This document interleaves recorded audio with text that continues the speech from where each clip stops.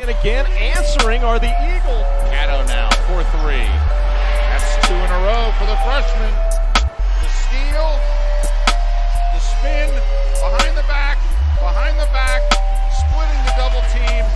Ryan Thomas with a jam. Baxter with authority for his first points of the night. That could be an SC top 10.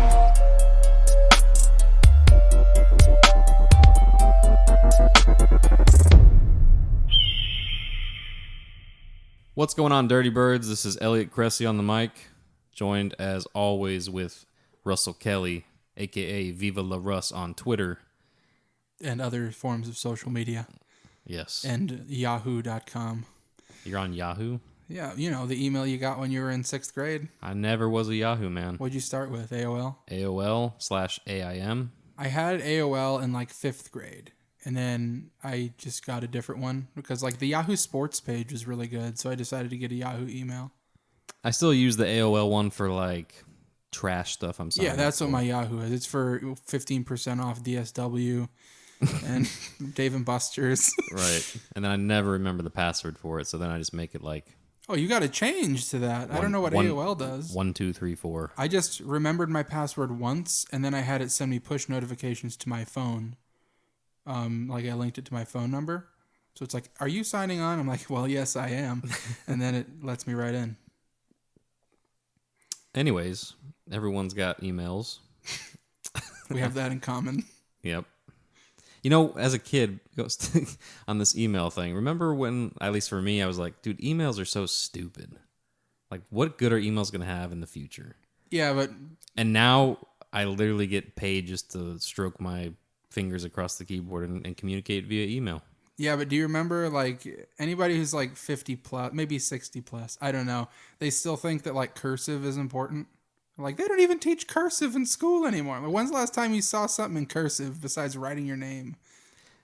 Yeah, I mean, well, I still get birthday cards from my mom's friends who are 60 years old that write in cursive that I can't read, and I ask my mom to translate it for me, which is sad. I can still read it. I can still read it, but some of these people's writing is like... Oh, yeah. Well, that's on them, though. It's just art. I don't learn my great-great-aunt Tessie's handwriting. I learned regular cursive in 2nd grade. You know? Regular cursive, but these people put a twist on it, and it's like writing with a twist. Do you remember like getting in trouble for that in school? Like, no, that's not how you make a J in cursive. Yeah. Oh yeah. It was like, no, and like, but my mom does it. I don't care what your mom does. Yeah, I did not like cursive time. I don't know what my favorite subject was. From cursive to what? I thought I wanted to like science when I was like in 4th grade, but I never really liked the experiments we did. I feel like I always got, I mean, it was always like a B, but I never like blew it out of the water, I feel like. But I always liked history and social studies. That's such a guy answer. If I asked you one specific memory from elementary school, first thing that pops in your head, what is it? Something that I can't talk about on the pod. Oh, no. Is it your first sexual experience? No. Well, sort of, actually. That's about all I'm going to say about it, besides that I got suspended. Like, I was a really good kid. Like I was one of the better kids in the class behavior-wise. I talked a lot, but like I get in trouble for, like, talking out of turn, but it wasn't, like, being a bad kid. But I did get suspended once. I'll tell you two real quick that stick out in my mind, and they're very random. And I didn't go to a Christian school or nothing. I know you did. I did. I got in trouble for saying frick, I think it was in 4th grade, because I was behind the door and some kid opened the door and I kind of like got crammed. I was like, what the frick? And the teacher's like, excuse me, what did you just say? And I was like, what? I didn't say anything. And then I got in timeout, and this was 4th grade. I mean, come on, I didn't even say anything bad. It's just the concept of he knows what he's saying, but he's not saying it. Yeah.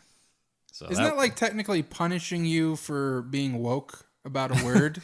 Punishing like you for censoring yourself. Yeah. I would argue that you should be given a medal for something like that. I know something and I chose not to use it inappropriately. See, a good English teacher would appreciate the evolution of language. The sentence enhancer, as SpongeBob. Oh yeah, SpongeBob. Nice day we're having. The other memory, I was walking to the library once and a dragonfly decided it wanted to fly into my chest, and it just zapped me right in the chest. And I had Spider-Man reflexes in that moment where I grabbed the dragonfly with my bare hand, crushed it in my palm. I heard it crunch, its body, lifeless body just crunch, and I threw it on the sidewalk. Because you're a monster, and you kept walking, didn't you? I was like, get off me, dragonfly. Damn. And then I had to go get help. You had to get help? No, I made that up. But I do remember The dragonfly incident. murdering. I've had a few incidents. It's something that like comes over you when you don't want to do something, but you have to just act. I was fearful for my life. I had this thing impale me in the chest. I don't know what it was. Blunt force flying object, unidentified as well. 0.2 ounces of it. I mean, it was like, damn. Yep.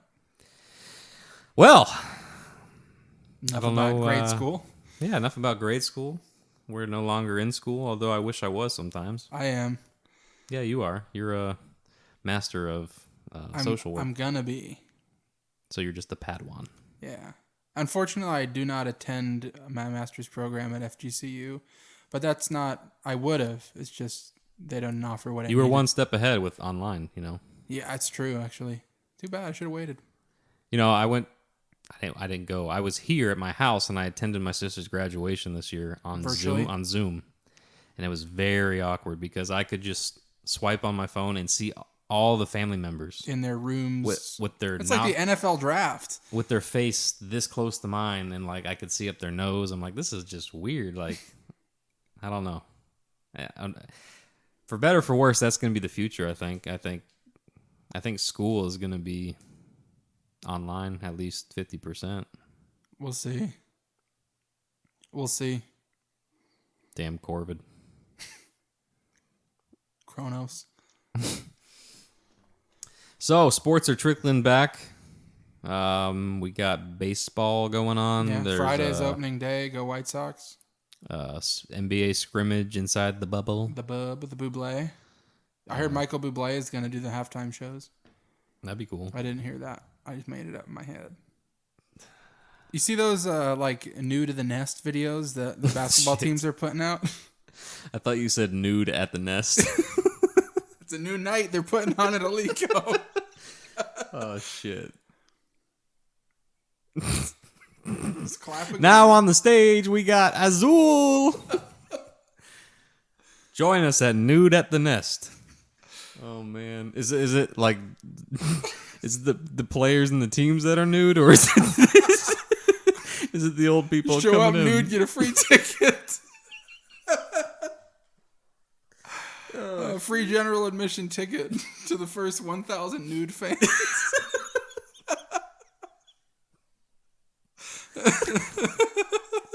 But that would be violating COVID protocol. I'll be violating a lot of protocols. You don't need COVID.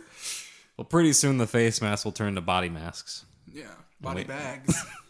You have to walk in with body bags on. Dude, once we get to that point, I'm going to Mars. I don't even care. Your phone keeps going off. Yep, Mr. Popular. That's that article blowing up. That Dom London article. could be. How many hits did we get? 9,000? Over. No, it's like, honestly, it's our most read article of all time. Per capita. No, just of all time. Like, we've been doing this since October of 2019, so it's been about 8-9 months or something. 10 months? I don't know how to math. Almost 10. Yeah. We've been doing it since late October, though. It was like Halloween. 9. And our first article was our biggest one. We hyped it up quite a bit. But, we've had a few big ones since then. Zach Anderson's was really popular. You could tell he's, a lot of the newcomers have a lot of support. Is the response on this latest one a testament to your superior writing ability, or is it a testament to Dom London's future? Well, I'm going to give it all to Dom London. He's got, I've had grammatical errors. But no, really, these new guys, they have a lot of support. They have a lot of people who are like super excited about them. A lot of guys in their corner. Dom London, whether it's high school coach or his JUCO coaches, Harcum, or his family or the team itself, FGCU guys. Seems like they're super excited about Dom. Why wouldn't they be? He was blowing up toward the end of the year for his team, carrying him to victory. And it, the response to the article just shows the excitement around him. Yep, fun for sure. Well, tonight we had the pleasure of speaking with Caleb Caddo. He really, kind of embraced the role toward the second half of the year, especially last year, as the guy, I should say. So yeah, we got the chance to talk to him and, kind of just give his take on his career at FGCU so far through the first 2 years and just, get to learn a little bit more about him. So yeah, enjoy.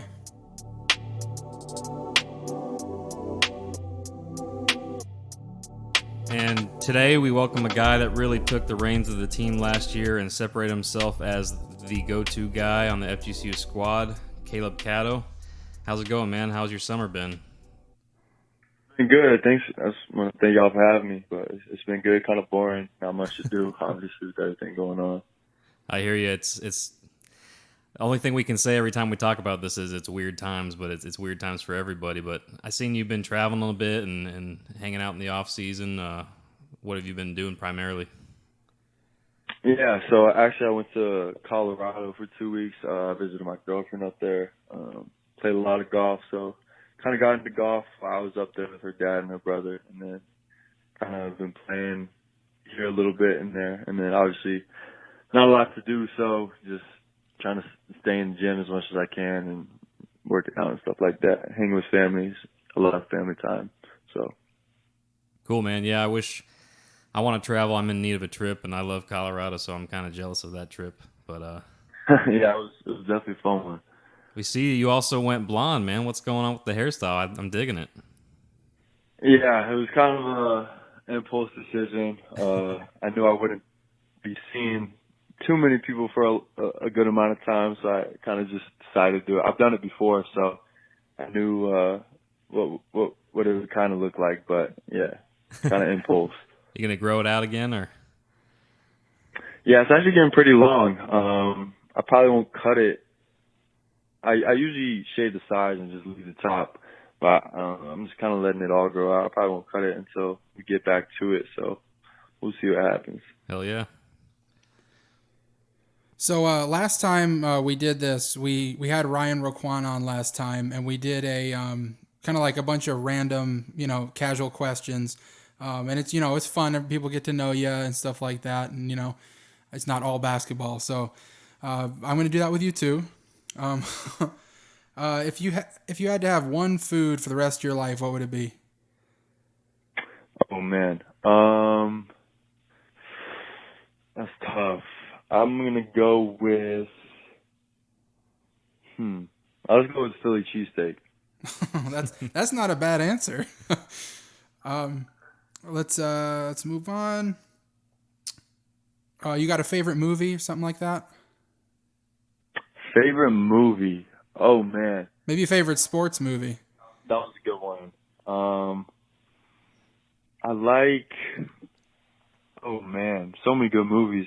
I'll go with The Notebook since I just watched it. Okay. Good answer. What kind of music you listen to? I'm getting old, so who should I be checking out? I usually don't get the aux when I'm in the car with my friends because I play just crazy, weird stuff. I can go from piano to like rap, but favorite artist, if that's in there, I'll go with Justin Bieber. He's probably my favorite. Okay. But a wide range of music. Okay, cool. What's your favorite color? Favorite color? Probably gray. Oh, that's rare. Oh, I got a question. How is gray properly spelled? Is it Grey or Gray? Grey. Grey. Oh, you're an E guy. Okay. I don't know what I am. The reason I like gray is because I like to wear gray outfits, so kind of put it in that perspective. All right, what's your favorite NBA team? Ooh, I'm more of a players guy, but if I had to pick a team, probably the Heat, just because I kind of hopped on the bandwagon when LeBron came down here. So probably the Heat, but I'm more of a players guy, not really a team specific fan, I would say. Yeah, one of my screen name in high school, or maybe it was even middle school, was Miami Heat. Some numbers at the end. I was a big Miami fan, and I regret not ever going to see the Heat, or LeBron play when he was on the Heat. That was one of my biggest regrets when he was down here. Funny story, actually. I know y'all know Brian Genter. I went to a Heat game with my brother and Brian Genter before. Yeah? Was that a D-Wade Shaq Heat? I think that was post-Shaq, just D-Wade for a little bit. Still Udonis Haslam, of course, because he's going to be on that team till he's about 80. He's the OG. He went to Florida, so I was obviously a fan of him before that. Well, you say you're a players guy. You're a Steph Curry guy, right? That's your favorite player? Yeah, I'd say Steph Curry and LeBron James are probably my two favorite players. All right, now the important stuff. Xbox or PlayStation? Xbox, hands down. Okay. Oh, man, we're both PlayStation guys. People can give the wrong answer. I really don't play a lot, so I'm probably not that educated, but I've just had an Xbox my whole life. No, you're good. What are you majoring in? I'm majoring in integrated studies. Ooh. Minor in entrepreneurship. Oh, cool. And give me a hobby that you have other than playing basketball. Just got into golf, so I'm gonna go with that. Golf. How's the swing looking? I'm terrible, but it's I'm hopefully through an old coach, and then if my girlfriend's dad, if I see him more often, he fixed my swing. There you go. So you're a local guy, obviously, and we asked this question to Ryan the other week, and you went to high school, was Southwest Florida Christian Academy. It's actually like 2 minutes away from my house. But anyways, how was it growing up in the Lee County area and seeing things grow and things change? What are your memories from like watching the Sweet 16 run happen, and you draw any inspiration from those guys that did it before you? Yeah, absolutely. I think I was in 7th grade, I think, when that happened. The crazy part about that is I picked FGCU to go to the Sweet 16 and lose actually to Florida. So you and nobody else. Yeah, it was kind of crazy. I remember it vividly, actually. I was at a lake house, and I was a huge Florida Gators fan growing up. And I remember, it was Scotty Will, just a bunch of Florida players, and I just remember cheering against Florida very hard. I was rooting for FGCU, obviously, super hard. And then obviously to now be playing here, it's definitely come full circle, and it's a dream come true. And then just to be able to, I've communicated with some of the guys as far as Brett Comer. I've got to get in the gym with Bernard Thompson and Chase Feeler. So, for me, I was a little 7th grader, kind of idolizing them, and then to just get to be around them or text with them, just very humbling, and obviously appreciative of what they did for FGCU, laying the foundation for things to come, and obviously creating a winning culture, trying to follow in their footsteps. So, besides being close to home, what made you choose FGCU? Was it anything special that hooked you and brought you in? Yeah, for sure. Like you said, being close to home, that doesn't count. But Coach Slide, I built a really, really good strong relationship with him. FGCU was kind of one of the first schools to start recruiting me, so obviously I think that's important. And then just the winning tradition, just winning, I think, on those exact numbers, last 5 out of 7 regular season, stuff like that, going to the tournament, obviously that's, a pusher in the recruiting process and stuff like that. So, absolutely. So you came in as a freshman and got some good playing time, averaged about 4 points or so, and then come sophomore season, your role got a lot bigger, partially due to them trusting you and you getting better, and then partially due to some unfortunate injuries and transfers. Can you talk a bit about having that role kind of so early on, and a little bit of that pressure and how that developed you as a player and going into your junior year? Yeah. Well, for me, freshman year was really tough. Just for me, the biggest jump was just like kind of the mental side of the game. I think I was kind of scared, didn't really believe in myself a lot. I lacked confidence, and then just junior year or sophomore year, my bad, going into the season, not really knowing what to expect. Kind of just filling it out, and then I just guess just getting more comfortable is the biggest thing for me. Just gaining confidence, believing in myself, believing in the work I put in would be the biggest thing for me. So yeah, last year, it showed believing in yourself, believing in your craft, and I mean, you improved in basically every category. Your shooting percentages and from three and stuff like that kind of stayed the same, but obviously more playing time, more numbers, and free throws went up, and you sort of kind of became the main option, and especially toward the end of the season. I mean, it was like 3 straight games with 20 or more points or something. That was fun, but but sure. What sort of things did you kind of work on? To help you make those big jumps? Yeah. I think the biggest thing is trying to keep basketball simple. I think a lot of times, including myself as a player, you kind of overcomplicate things. You start thinking about things too much. I think the biggest thing is just sticking to a routine that you have set and just staying at it, staying persistent. When things get tough and things get rough, staying with your craft and keep working hard and obviously believing in yourself. So I think when you see shots go in, you obviously gain a little more confidence, and then, that's kind of a continuous process. So I think that was the main thing. For sure. How has working out in this off season been?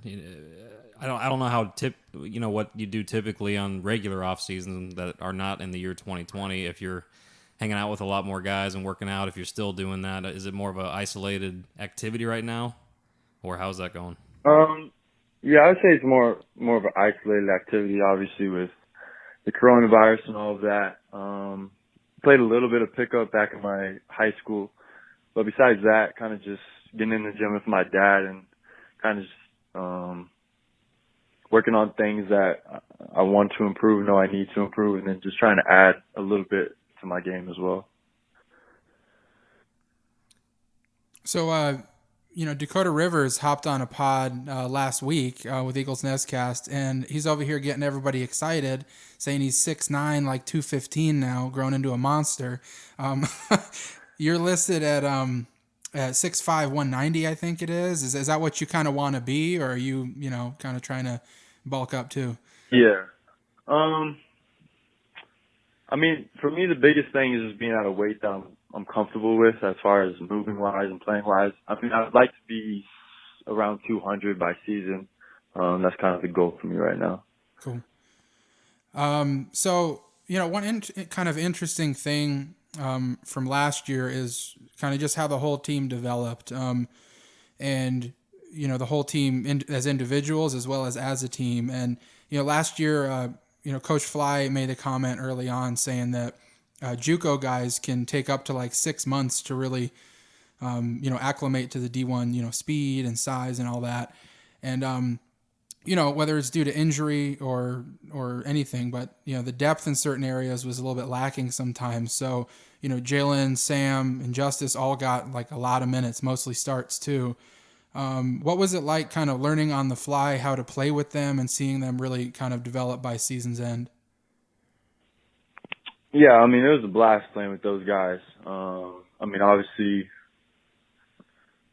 I think a big part of basketball is just learning who you're playing with. And we kind of had a completely new group coming back this year. So I think, I remember talking with Coach Lyon just saying, it might seem easy to click with dudes if you've been playing 3-4 months, but it might take the whole season. I think just the biggest thing is, one, learning to play with them on the court, but just building relationships off the court. I think that's a big thing to do, and I think that translates well off the court. And I think we're a really tight group. Obviously, we've got a lot of room to improve, but I think just we're just going to keep growing and keep working and trust. I know it's a cliche thing to say, but trust the process. So. Sure. So more specifically, the front court last year was super thin at times with, Brian Thomas at the time being limited for a lot of the year. And, it was the Justice show for a while. Dakota and Kwanzi obviously got their minutes, but they're freshmen. Tracy Hector was banged up too, but he showed out when he could. But, going into this year, those guys are all coming back, except with the exception of, Brian and Tracy. Dakota and Kwanzi are a year older. Justice did it for a year now. And Eli Abeyev coming in from Austin P. Zach Anderson coming in as a freshman. How does it kind of feel as you're a guard per se? How does it feel kind of having that, extra depth this year coming in the front court? Yeah, no, I mean, I think something that's really good as far as this year is, Justice will be a senior, played a lot. Eli will be a senior, played a lot at the Division I level. Dakota will be obviously a grade older. Kwanzi will be older, and then you'll have Zach coming in, who I think is really, really good. And it'll be easier for them to pick up stuff, learn because they've been in the system, and then they can also teach at a higher level as well. I think a lot of last year dudes had to learn, including myself. So I think the older you get, the more comfortable you get when you're on the court around your teammates, the easier it is for you to play, the slower the game becomes. So I think it'll be really fun. I'm excited to get back to work with those guys. I know they've been working really hard, so I'm excited. And then touching on one of the experienced guys coming back at the guard spot, Jalen Warren. He's returning. What was it like growing with him during the season and on the court, and what does he do best, and how does he complement you and the team in the best ways? Yeah, no, I love playing with Jalen. I honestly love being around Jalen. He's a very joyous guy, fun to be around, funny, and I think that those are great qualities to have as a point guard. And towards the end of the season, we started actually rooming a lot together. I think we kind of grew a lot closer as friends. So I think just I'm excited, like I said, to get back to work with him. Try and just keep picking each other's brains, learning new stuff about each other on the court, and just building that chemistry. So I'm really excited. Sure, and even we talked about the front court quite a bit, and Jalen as well, but there's so much more depth, it seems like, in the backcourt as well. You got Luis Rolón coming in, Victor Rosa coming in, transfers, Dom London and Franco Miller Jr., Cyrus Largy coming back. He impressed quite a bit, all season really. There's a lot more depth really all around, not just the front court. I imagine you're very excited to get back to work with those guys, huh? Yeah, I mean, I think the biggest thing is just, like you said, getting back to work and learning how dudes play. I'm excited. We got Victor coming in who can really shoot the ball. Luis, who can facilitate really well. You got Dom London coming in who can shoot the ball at a high level. We got Sam who can shoot the ball at a high level. And then Franco coming in as well. I haven't seen him play that much, but I know he's a big physical guard that can defend and score. So I'm just excited to get back to work with the dudes and learn how they play and just being around them, building relationships off the court. So, kind of building off all this of coming back and getting better, what are your personal goals this year moving forward and for this upcoming season? Yeah, for sure. My biggest thing is just to be the best teammate I can be and know who I represent when I go out and play. For me, kind of representing the Lord is huge for me and a huge goal for me to do on a nightly basis. And then obviously, we want to win at a high level. I think another big goal for me is it's easy to sit here and tell you guys what we're going to do, how we're going to do it. I think the biggest thing is well done is better than well said. So that's kind of a mindset and a goal I have for the season as well. For sure. One of our goals as a fan is that we hope, 1, you beat Mercer, and 2, you beat USC. Yeah, absolutely. Trying to win every game on the schedule, I think, is a major goal. Obviously, focus them one at a time. So yeah, and we've been asking this question every now and then, but any special moments for you in particular since you've been an Eagle? Whether that's with a teammate off the court or any kind of success on the court. Yeah, for sure. I would say, for me, just I think obviously there's certain times in games. Jalen hitting that game winner against FAU was a special moment. Going out to USC and playing them was, I think, a special moment. Just being out there, knowing the history behind it. I watched obviously Coach Enfield coach the Sweet 16 team, so that was super cool. And then for me, I cherish just building relationships.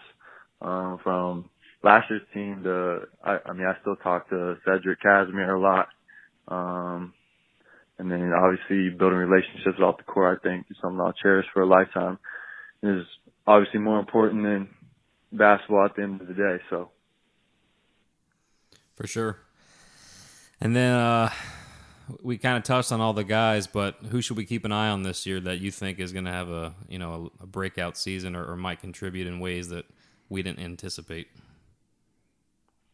I'm hoping everybody. I just keep an eye out for everybody. Obviously, I know Justice has been working really hard. I think Dakota has gained a lot of confidence. Jalen, Sam. I'm just gonna say everybody, just because I don't want to leave anybody out, because I know everybody what they're about, their goals. So obviously everybody's working really hard. So just keep an eye out for everybody, I would say.